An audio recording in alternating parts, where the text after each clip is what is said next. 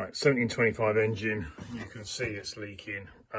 So we're going to do the timing cover and show you what's behind there. First thing, take the radiator out, take the grill out for easier access. Undo this, take the pulley off. You can see that. A little bit of play in here.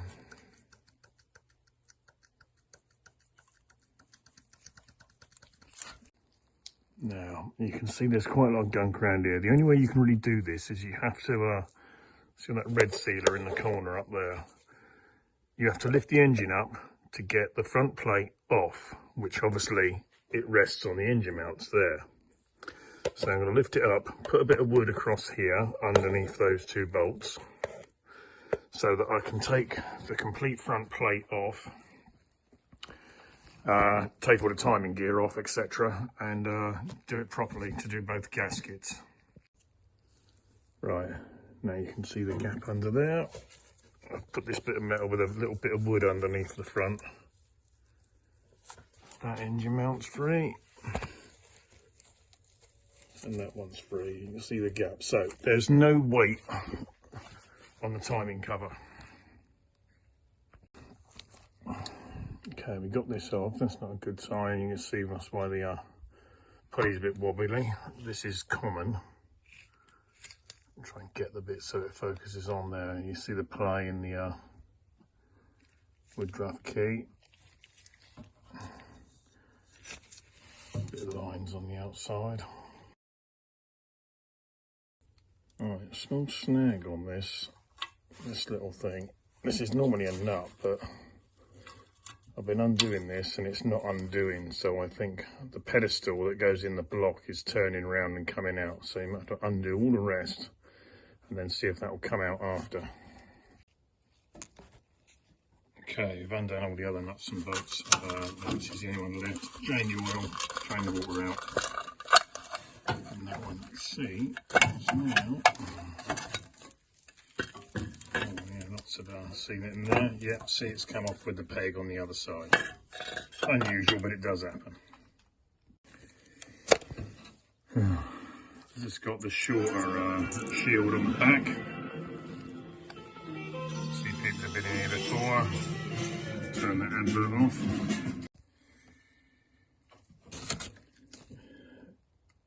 Yep, that's a bit worn. Right, need to just take this off. Sometimes you might need a slide hammer just to pull this off, so you undo the tab, undo that nut, slide this all off, take the other bits off, clean the face up.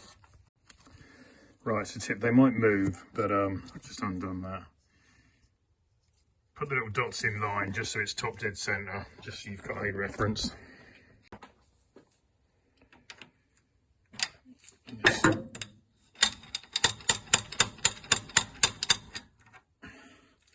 Sometimes they can be ridiculously tough, other times they'll just slide off by hand.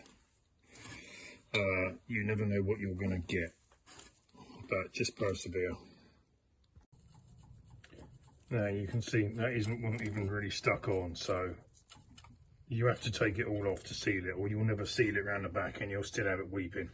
I've taken the alternator off. This is being stubborn due to that damage on the windruff key, so I've thought I'd get medieval with it to get the bottom pulley off. Well, that was a bit tough. You have to get the heat on it. Still not quite off, but it's nearly there, so it should be all right. Just got to take those two off.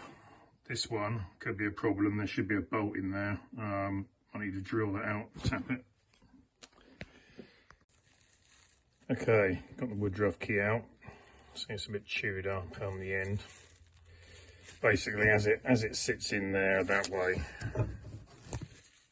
just get a chisel under the end and knock it in like that, and it'll lift out. Again, this is one of the things that all takes time. This gasket stuff is very dry,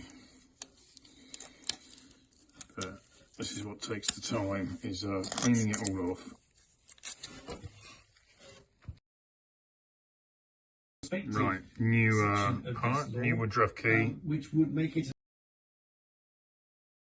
again, time consuming bit, you've got to clean the threads out, because otherwise, like there, they end up backed up with other bits of gunge and stuff in them, and then the bolts will bottom out, tighten up, except they won't be pulling the cover, they'll just be tight with gunge.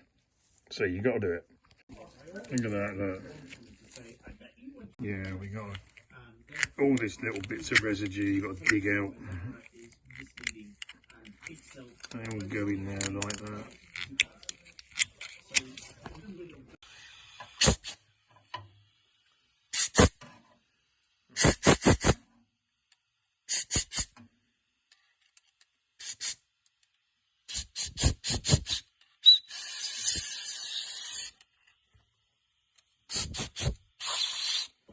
Right, now you see all the threads are all nice and clean. Gone around all of them. Got all the bits of crap in. You can see stuff that's in the back of the hole there. Look.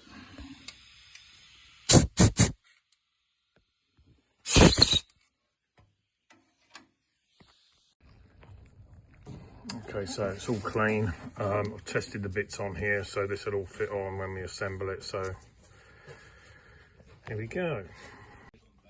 Right, we got the new pulley. Well, used one, cast iron one, so I've painted that. Right, so you put the gasket on, put that back plate on. You need to use a longer bolt and then pack the washers out to draw that on, because if you try and tap that on, you're in danger of pushing the camshaft out the back of the block. I mean, you shouldn't do, because all the cam followers and stuff are on it, but, you know, don't tempt fate. So you got the two little dots lined up, like it says in the manual. You take your longer bolt out, and then you can put your normal size bolt in there and tighten it up the rest of the way. Right, you've got to do this quick. When you put your tab over there, get that one, just turn the engine round, that pulley round slightly, and you'll get a bit more slack that side, and it'll be easier to fit the adjuster in, the tensioner. Put your split pin on there, gasket sealer, and put a little blob of RTV on there.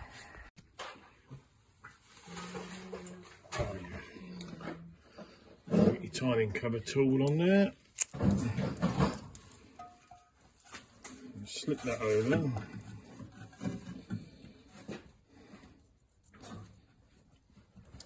If I swing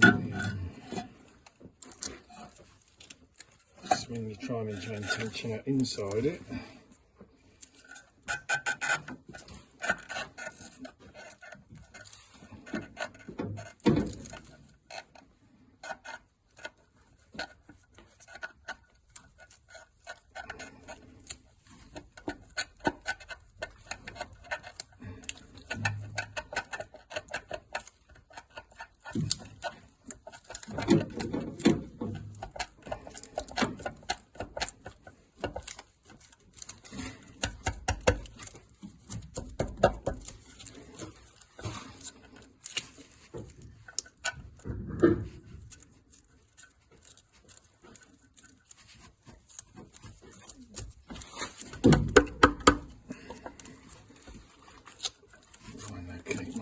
There.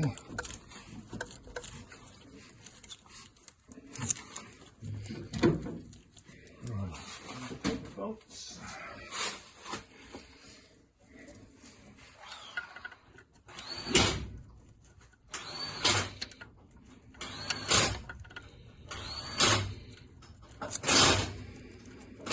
Chad doing the brake.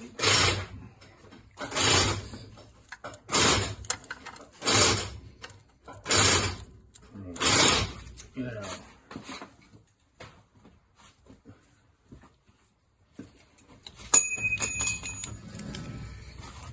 you just get a couple of these.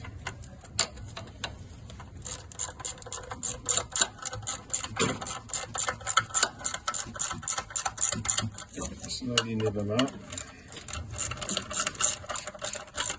all the way around until it basically goes up square, which it will.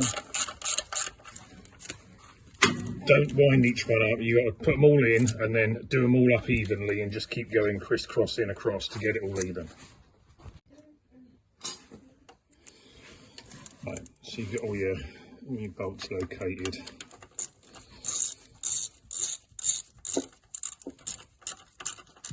Need that a little bit tighter. And then one down there. Just a few strokes. Put it on there, a couple of bits.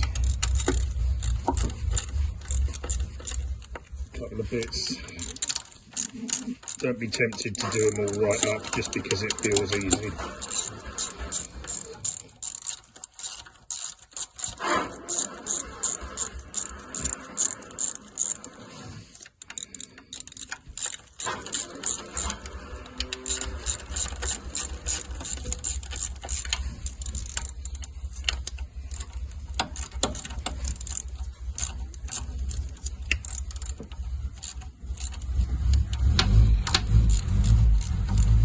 A little bit of time.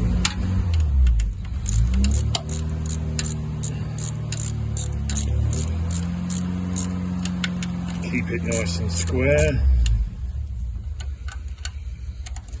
That's the one on the other side. You can see that little peg that side is now sticking out.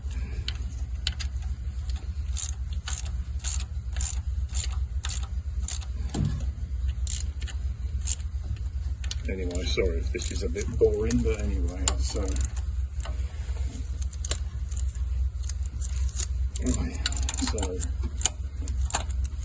they're all nearly up.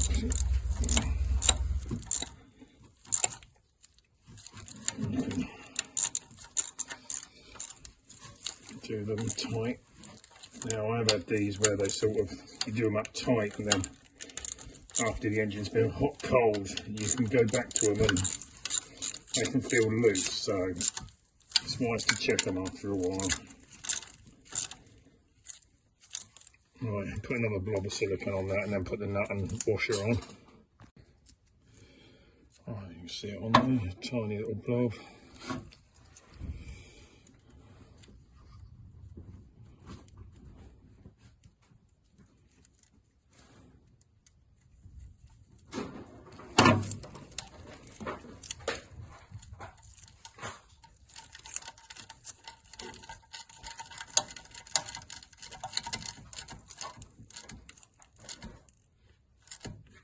Right, there we go. Okay, so check all your bolts, take the tool out, put your pulley in. I have got some of these new bolts. Time of recording the video, they're about 20 quid. Email me or if you want one. They're better than putting the long ones back on because they don't sort of vibrate so much. Yeah, if you see what I mean, you only have that short distance sticking out the front. Because if these are a bit uneven, they can be out of balance. So as it's spinning, that will be wobbling slightly like that, which then throws the end of the crank around, which then the pulley inside the timing cover will shake around slightly and wear it. It doesn't need much, but it's just because it is a little bit, when it's doing thousands of revs over a period of time, wears it down. Right, had it on a test drive. This is just to put some bits of tape around it to see if it's leaking anywhere above or below. See that bit there I put on the timing cover to differentiate any leaks between the timing cover and the sump. Tiny bit on the sump, that might have been there before, but as you can see, all dry.